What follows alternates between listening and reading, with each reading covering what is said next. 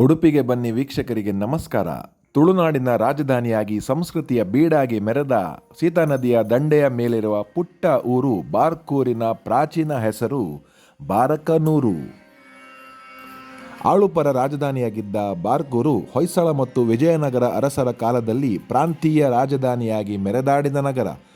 ಕೋಟೆಕೇರಿ, ಅರಸಿಕೇರಿ, ಮೂಡುಕೇರಿ, ಚೌಳಿಕೇರಿ, ರಂಗನಕೇರಿ, ಮಣಿಗಾರಕೇರಿ, ಪಟಸಾಲಕೇರಿ, ಬಳೆಗಾರಕೇರಿ, ಭಂಡಾರಕೇರಿ ಮತ್ತು ಹೊಸಕೇರಿ ಎಂಬ 10 ಕೇರಿಗಳನ್ನೊಳಗೊಂಡ ಮಹಾನಗರವಾಗಿತ್ತು ಬಾರ್ಕೂರು. ಪ್ರತಿ ಕೇರಿಯಲ್ಲೂ ಒಂದು ಕೆರೆ ಮತ್ತು ಹಲವು ದೇವಸ್ಥಾನಗಳಿದ್ದವು. ಬನ್ನಿ, ಬಟ್ಟೆ ವಿನಾಯಕ ದೇವಸ್ಥಾನದ ಬಗ್ಗೆ ಮಾಹಿತಿ ನಿಮಗಾಗಿ. ಏನಂದರೆ, ತಮ್ಮ ವಸ್ತುಗಳು ಏನಾದರೂ ಕಳೆದು ಹೋದರೆ, ಚಿನ್ನ, ಮೊಬೈಲು ಹಾಗೆ ಇನ್ನಿತರ ಯಾವುದೇ ವಸ್ತು ಕಳೆದು ಹೋದರೆ ಅಲ್ಲಿ ಬಂದು ಒಂದು ಪಂಚಗಜ್ಜೆ ಹೇಳ್ಕೊಂಡ್ರೆ ಅದು ಸಿಗ್ತದೆ ಅವರಿಗೆ. ಅಂದರೆ ತುಂಬ ನಿದರ್ಶನಗಳು ನಮಗೆ ಇಲ್ಲಿ ಭಕ್ತಾದಿಗಳು ಬಂದು ಹೇಳ್ತಾರೆ ಇಷ್ಟು ಪಂಚಗಜ್ಜೆ, ಒಂದು 3 ಪಂಚಗಜ್ಜೆ, 50 ಪಂಚಗಜ್ಜೆ, 20 ಪಂಚಗಜ್ಜೆ, ತುಂಬ ಪಂಚಗಜ್ಜೆ ಸೇವೆಯಲ್ಲಿ ಯಾವ ದಿವಸ ಪ್ರತಿನಿತ್ಯ ನಡೀತದೆ.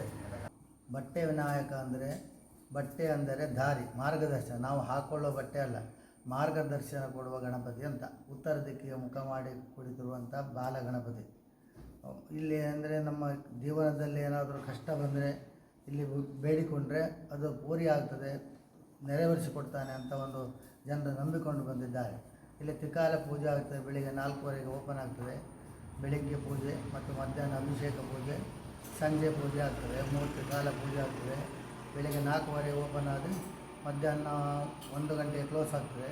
ಮತ್ತು 4:15ಗೆ ಪುನಃ ಓಪನ್ ಆಗಿ 8 ಗಂಟೆವರೆಗೆ ಇರ್ತದೆ. ಆಮೇಲೆ ಕ್ಲೋಸ್ ಆಗ್ತದೆ. ಇಲ್ಲಿ ಅಂದರೆ ಮೂಡುಗಣಪತಿ ಸೇವೆ, ಕಡುಬು ಸೇವೆ ತುಂಬ ಆಗ್ತದೆ.